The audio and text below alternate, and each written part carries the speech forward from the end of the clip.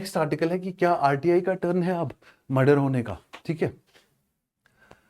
और आरटीआई का टर्न है अब मर्डर होने का, ऐसा कहना है मल्लिकार्जुन खड़गे, कांग्रेस के जो चीफ है इस समय, ठीक है। वो ऐसा क्यों कह रहे हैं ये तो मैं बाद में बताऊंगा। पहले ये जानो कि आरटीआई है क्या। राइट टू इंफॉर्मेशन एक्ट 2005 में लाया गया था, ठीक है। 2005 में इस एक्ट को लाया किस लिए गया था, ताकि सिटीजन्स को फ्री एक्सेस रहे जितनी भी गवर्नमेंट इंफॉर्मेशन है, ठीक है। Access to information held by public authorities. जब मेरे पास कोई इंफॉर्मेशन है एज ए सिविल सर्वेंट, वो मेरी अपनी इंफॉर्मेशन नहीं है, वो इंफॉर्मेशन मैं in the trust of public hold कर रहा हूँ, because I am a public servant. तो मेरे पास जो इंफॉर्मेशन है वो पब्लिक के पास भी चली जाए, मुझे कोई दिक्कत नहीं होनी चाहिए, अनलेस वो वाली इंफॉर्मेशन है जिससे security, sovereignty, unity of India जो है वो थ्रेटन हो जाए, ठीक है। तो इससे क्या होगा, जब लोगों के पास हर एक चीज का इंफॉर्मेशन होगा, तो एक्ट का मेन पर्पस क्या था कि ये अकाउंटेबिलिटी जो है वो एस्टैब्लिश कर सके। और अकाउंटेबिलिटी माना जाता है it is a principle, main principle of good governance. तो गुड गवर्नेंस की लाइन में ही इसको एस्टैब्लिश करने के लिए हमने right to information act pass किया 2005 में, ठीक है। राइट टू इंफॉर्मेशन एक्ट का जो मेन कंपोनेंट है, ये सारे government, central government, state government और लोकल बॉडीज पे एप्लीकेबल है, ठीक है, सिवाय उनके जो एक्सक्लूड की गई है इसके प्रोविजन से, ठीक है। इसमें क्या होता है कि सिंपल एक एप्लीकेशन फॉर्म भरना होता है जिसकी फीस सिर्फ मात्र 10 रुपये होती है, और जो भी डिजायर्ड इंफॉर्मेशन है, लेकिन इंफॉर्मेशन जो होनी चाहिए वो गवर्नमेंट या पब्लिक इंफॉर्मेशन होनी चाहिए, किसी पर्सनल इंडिविजुअल की इंफॉर्मेशन, थर्ड पार्टी इंफॉर्मेशन, इस चीज को प्रिजर्व करने के लिए सेफगार्ड्स थे इस एक्ट में, ठीक है। सेक्शन 8 क्लॉज 2 इस एक्ट का कहता है कि पब्लिक इंटरेस्ट में कोई भी इंफॉर्मेशन आप क्या कर सकते हो, डिस्क्लोज कर सकते हो, ठीक है। सेक्शन 22 क्या कहती है कि जितने भी आपने जो भी आपने over a period of time दूसरे लॉज के साथ अगर इनकंसिस्टेंट इंफॉर्मेशन है वो आप प्रिवेंट कर सकते हो, लेकिन ओवरऑल इंफॉर्मेशन आपको प्रोवाइड करना है, ठीक है। आरटीआई एक्ट कहता है कि जो भी इंडिया की सवर्निटी, इंटीग्रिटी, सिक्योरिटी, स्ट्रेटेजिक या साइंटिफिक या इकोनॉमिक इंटरेस्ट को हार्म करे, ऐसी इंफॉर्मेशन को डिनाई किया जा सकता था, ठीक है। उसके बाद अमेंडमेंट किया गया इसमें, कब, 2019 में। 2019 में जब इसमें अमेंडमेंट लाया गया तो उसमें क्या किया गया कि जो चीफ इंफॉर्मेशन कमिश्नर्स हैं, सीआईसी, या जो इंफॉर्मेशन कमिश्नर्स हैं, ठीक है, उनका टेन्योर कितना होता है, 5 साल, 5 इयर्स या 65 years of age, whichever is earlier, ठीक है। तो इनकी सैलरी, टर्म्स ऑफ ऑफिस और इनका सर्विस का जो कंडीशंस है वो कौन डिटरमाइन करेगा, अब गवर्नमेंट। ये कब अमेंडमेंट हुआ, 2019 में। ये अमेंडमेंट को बहुत सारे लोगों ने क्रिटिसाइज किया कि अगर आपने गवर्नमेंट के हाथ में रख दिया इनका सैलरी भी, टर्म ऑफ ऑफिस भी, कंडीशंस ऑफ सर्विस भी, तो ये लोग न्यूट्रली फंक्शन कर पाएंगे क्या। तो इनकी न्यूट्रलिटी, इनकी ऑटोनॉमी को मेंटेन करने के लिए कहा गया कि इसको जो है अभी भी आपने इसको करना था जैसे कि the expenses should have been charged on consolidated fund of India, जो कि वोटेबल पार्ट नहीं होता पार्लियामेंट का, बजट का। तो पार्लियामेंट के हाथ में ये सारी चीजें देना मतलब आप चीफ इंफॉर्मेशन कमिश्नर्स और इंफॉर्मेशन कमिश्नर्स को गवर्नमेंट के उस पर डाल रहे हो, ठीक है, प्रेरोगेटिव पे डाल रहे हो, ठीक है। लेकिन डिस्पाइट ऑल दिस, इसकी बहुत सिग्निफिकेंट अचीवमेंट्स है। बहुत बड़े बड़े scams, Commonwealth game scams, 2G spectrum, ठीक है, या आदर्श सोसाइटी स्कैम, या फिर मनरेगा में, पब्लिक डिस्ट्रीब्यूशन सिस्टम में जितने भी लीकेज या लूप होल्स है, आरटीआई के थ्रू काफी ज्यादा हाईलाइट हुए, ठीक है। लेकिन आज की डेट में आरटीआई जो है अब मेजर चैलेंजेस क्या क्या फेस कर रहा है कि जितने भी जो आरटीआई एप्लीकेंट्स हैं उनको यूजुअली इंफॉर्मेशन जो प्रिस्क्राइब्ड है विद इन 30 डेज इंफॉर्मेशन मिलना चाहिए, ठीक है। और इंफॉर्मेशन देने वाला जो ऑफिसर होता है उसको कहते हैं पब्लिक इंफॉर्मेशन ऑफिसर, पीआईओ, ठीक है। हर ऑफिस में, हर डिपार्टमेंट में पब्लिक इंफॉर्मेशन ऑफिसर्स जो है वो डेजिग्नेटेड है। उनको 30 डेज के अंदर इंफॉर्मेशन देना है from the date of application. Applicant ने चाहे हाईएस्ट पब्लिक अथॉरिटी पे अप्लाई किया है तो विद इन 30 डेज अगर लोवेस्ट से इंफॉर्मेशन मिलना है तो वो सारा हाईएस्ट से लेके वो आरटीआई एप्लीकेशन ट्रांसफर होकर लोवेस्ट ऑफिसर के पास आए, और लोवेस्ट ऑफिसर 30 डेज के अंदर इंफॉर्मेशन दे दे उसको, not with from the receipt, from the application जिस दिन से अप्लाई किया है एप्लीकेंट ने।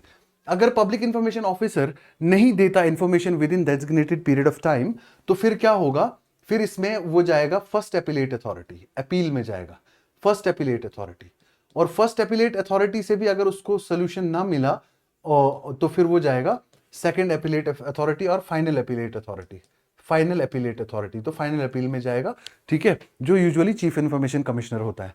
तो एक्सेसिव डिलेज हुए हैं इस समय, जो किस मोस्ट ऑफ द जो मैटर्स हैं कई सारी जगह देखा गया कि आरटीआई के इश्यूज जो है वो 1 साल से ज्यादा डिले हुए हैं, ठीक है। दूसरा मेन इशू है वेकेंट पोजीशंस। बहुत जगह पे 2022, 23, 24 में नोट किया गया इंफॉर्मेशन कमिश्नर्स की पोस्ट जो है वो पूरी तरह से वेकेंट कर दी, ठीक है। और कई सारे नए इंफॉर्मेशन कमिश्नर्स भी अपॉइंट नहीं किए गए, ठीक है। उसके बाद झारखंड, हिमाचल प्रदेश में ये 2 केस स्टडीज है जहां पे कमीशन जो इंफॉर्मेशन कमीशन ऑल टुगेदर वो डिफंक्ट हो चुकी हैं, ठीक है। Central information commission Chhattisgarh and Andhra Pradesh commission function without chief information commissioners. हमारा सेंट्रल इंफॉर्मेशन कमीशन जो गवर्नमेंट ऑफ इंडिया का है, वहां पे भी चीफ इलेक्शन कमिश्नर की पोस्ट जो है वो वेकेंट है, ठीक है। तो लॉ के कई सारे लॉज भी ऐसे लाए गए जिसके थ्रू आरटीआई एक्ट का इरोजन हुआ, ठीक है। इरोजन कैसे हुआ, जैसे अभी मैंने बताया, अमेंडमेंट ने जो 2019 में अमेंडमेंट की गई उसमें क्या किया गया कि पार्लियामेंट के डिस्पोजल पे रख दिया इनकी salaries, terms of office as well as the conditions of service, ठीक है, टेन्योर वगैरह सब, ठीक है। उसके बाद अभी 2023 में DP data digital personal data protection rules notify किए गए 2025 में, लेकिन ये एक्ट पास किया गया था 2023 में। इसमें एक सेक्शन है, सेक्शन 8A। सेक्शन 8 क्लॉज 1 क्या कहता है कि जितनी भी पर्सनल इंफॉर्मेशन है वो एक इंडिविजुअल की पर्सनल प्रॉपर्टी है, तो पर्सनल डेटा किसी का भी आरटीआई के थ्रू आप शेयर नहीं कर सकते। हालांकि सेम सेक्शन 8 क्लॉज 2 था आरटीआई एक्ट में जो कहता था कि अगर इसमें पब्लिक इंटरेस्ट ज्यादा बड़ा है तो आप पर्सनल इंफॉर्मेशन भी शेयर कर सकते थे, लेकिन अब पूरी तरह से इस पर ब्लैंकेट बैन कर दिया। Personal information shall not be disclose as per the digital personal data protection rules of 2025। Act है ये 2023 का, ठीक है। अच्छा, इसमें और ज्यादा एग्जेम्पशंस जो थी पहले वो कम थी और बढ़ा दी गई, जैसे intelligence bureau is away raw, ठीक है, देन सर्ट, ओके। ये सारी चीजें जो है ऑफिशियल सीक्रेट्स एक्ट जो है 1923 का, इसके थ्रू इनको क्या कर लिया गया, आरटीआई के प्रीव्यू से बाहर निकाल दिया। आरटीआई का सेकंड शेड्यूल जो है वो प्रोवाइड करता है कि कौन कौन सी अथॉरिटीज आरटीआई के प्रीव्यू में आती हैं, सेंट्रल गवर्नमेंट के ऑफिसेस, स्टेट गवर्नमेंट के ऑफिसेस, लोकल बॉडीज, कौन कौन। तो उसमें से हटा दिया गया आईबी जैसा, रॉ, सर्ट, इन सारी एजेंसीज को हटा दिया। तो एक्सक्लूजन लिस्ट धीरे धीरे बड़ी करते चले जा रहे हैं, ठीक है। और आरटीआई एक्टिविस्ट जो है उनका फेट बहुत खराब हुआ, कई कई जगह पे बहुत सारे लोगों की पिटाई भी हुई, 1-2 डेथ्स भी हो गई आरटीआई एक्टिविस्ट की, because they were trying to expose the expose various issues, various irregularities in government functioning. This is what has been alleged, ठीक है। उसके बाद गवर्नमेंट ने आरटीआई एक्टिविस्ट को बचाने के लिए एक और एक्ट लाया था कि कोई भी बंदा जो गवर्नमेंट की किसी भी इरेगुलरिटी को एक्सपोज करता है उसको प्रोटेक्शन मिलना चाहिए। That is called as whistle blower protection act of 2014। लेकिन ये पूरी तरह से बहुत प्रॉपरली सही तरीके से इंप्लीमेंटेड इस समय नहीं है। तो ये है आरटीआई का बेसिक्स। अब आज का जो आर्टिकल है वो है ये वाला कि क्या अब आरटीआई की बारी है। जैसे मल्लिकार्जुन खड़गे कांग्रेस के इस समय प्रेसिडेंट है, ठीक है, वो कहते हैं कि जैसे मनरेगा को, जो मनरेगा के साथ फेट हुआ, ठीक है, जो बाकी स्कीम्स के साथ फेट हुआ, ठीक है,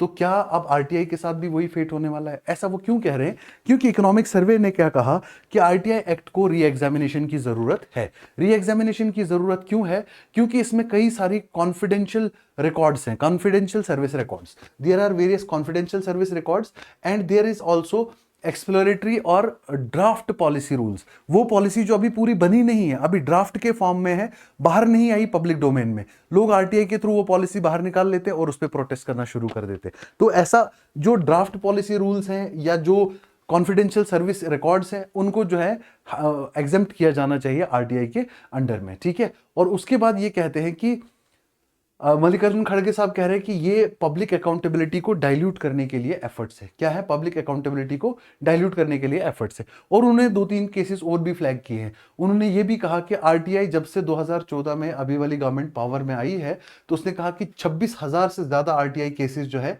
एज ऑन डेट 2025 में पेंडिंग है, ठीक है। और उसके बाद जो अमेंडमेंट 2019 में इंट्रोड्यूस की गई थी जिसमें सेंटर डिटरमाइन करता है टेन्योर भी, सैलरीज भी और सर्विस कंडीशंस भी इंफॉर्मेशन कमिश्नर्स की, उसकी वजह से क्या हो गया, उनकी इंडिपेंडेंस खत्म हो गई है, ठीक है। और मल्लिकार्जुन खड़गे ने भी ये भी हाईलाइट किया है कि डेटा प्रोटेक्शन रूल्स का जो सेक्शन 8 क्लॉज 1 है जो कहता है कि पर्सनल डेटा आप आरटीआई के अंडर शेयर नहीं कर सकते। तो इसका मतलब आप क्या कर रहे हो, जो भी आरटीआई के ऊपर अटैक कर रहे हो इसकी वजह से आप प्राइवेसी को वेपनाइज कर रहे हो। यू आर वेपनाइजिंग प्राइवेसी और प्राइवेसी जब आप वेपनाइज करोगे, इससे गवर्नमेंट ऑफिसेज की डिक्लाइन हो जाएगी अकाउंटेबिलिटी, और अकाउंटेबिलिटी जब डिक्लाइन हो गई तो this will be a big blow to good governance, this will be a big blow to good governance.